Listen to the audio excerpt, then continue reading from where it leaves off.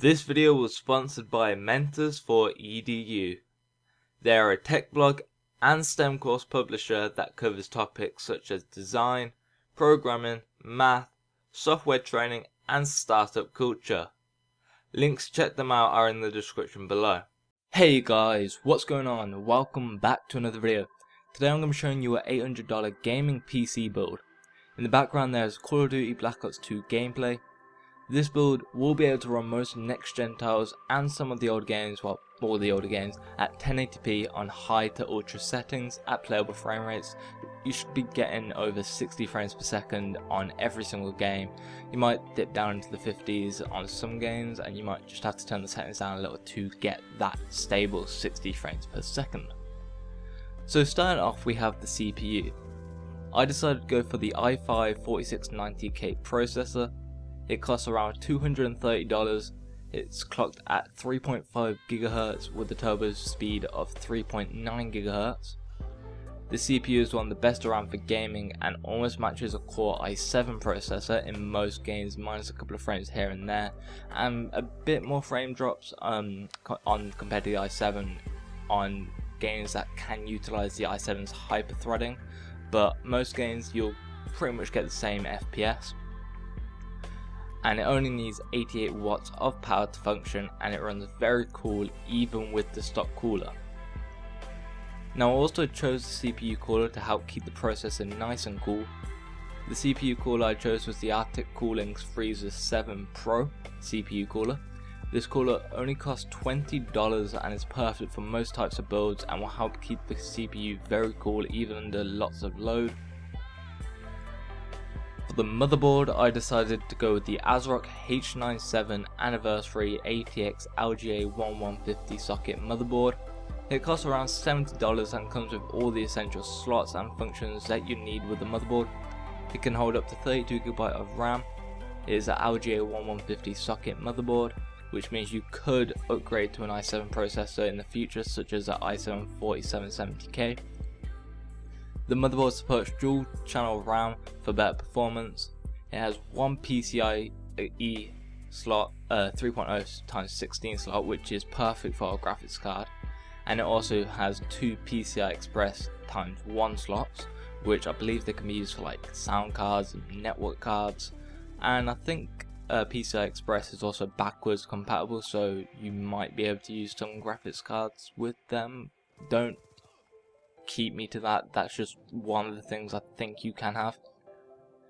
Moving on to the RAM, I chose 8GB two 4GB sticks of G.Skill Ripjaw's X Series DDR3 RAM. It's clocked at 1600 MHz. Nowadays 8GB of RAM is the most common choice for a gaming PC, as more and more games are starting to use more RAM. 8GB will be good for now, and you can always upgrade to more when and as you need it in the next few years. This RAM is fast and basically just do everything fast and do what you need to do, and it costs around $55, which is pretty standard price for 8GB of RAM. For the hard drive, I chose a Western Digital CAVIAR Blue. It's a 1TB hard drive and it has 7200 RPM. Now I shouldn't really need to explain this, as this is one of the best hard drives and one of the most commonly used hard drives out in the market right now. However, this hard drive has enough storage space for the operating system, games, videos, music, etc. And a 1TB hard drive should last you between 6 months and 2 years depending on what you use it for. For gaming, 1TB is enough to begin with, and you can always add more if you need to. The Western Digital CAVIAR Blue comes in at around $50, so it's a good price for what you're going to be using it for and what you're going to get out of the product. Now moving on to what actually makes a gaming PC, well, a gaming PC. Yes, the graphics card. So I decided to choose a GTX 970 graphics card, as they are one of the fastest cards out on the market. I went for EVGA's GTX 970 as it not only offers amazing performance in games, but it's also relatively cool and quiet, which for a build you should want, especially for a gaming build. You don't want to have loud turbine noise in the background that will put you off. You want to have a fairly quiet PC. This graphics card is capable of playing games at 1080p at high to ultra settings with ease at 60 FPS plus. It can even play some games at 1440p at playable frame rates. It can play games at 4K, but with quite low frame rates on some settings. So you can do 4K, but you'd probably want 2 of these or 2 GTX 980s to actually get onto 4K. And this card comes in at around $320, and whilst it's kind of expensive for what you get, it's a very good graphics card. Now we obviously need a house full of these components, and I chose the DEEPCOOL TESSERACT BF80X mid-tower case. It costs around $40 and offers great looks, cooling options and cable routing options to some degree. It doesn't look too bad, and for $40 you can't really go wrong.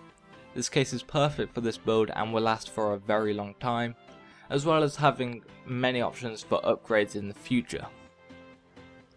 For the power supply, I went with EVGA's 600 watt 80 plus bronze certified ATX power supply.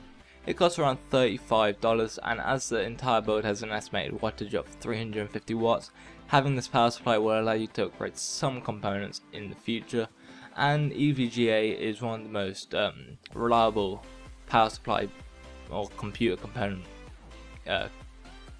people out there. Can't really figure out a word then. The entire build comes to a total of $819.27 after rebates, and then with rebates it will cost $837.28, but you will get some of that back after the rebates have come back. Now I base this build around you already having a monitor, a keyboard, a mouse and an operating system, so if you don't, these will increase the total cost of the build. You can pick up a copy of Windows for around $50 if not cheaper off some websites online. You can also pick a keyboard and mouse combo for around $10, and a 1080p monitor will set you back another probably $80 to $90 new. You can probably pick one up for about $50 off like Craigslist or eBay, and they will usually be alright from there. So looking at that, you're looking at around an extra $150 for these items, which will boost the price of the entire build closer to $1,000.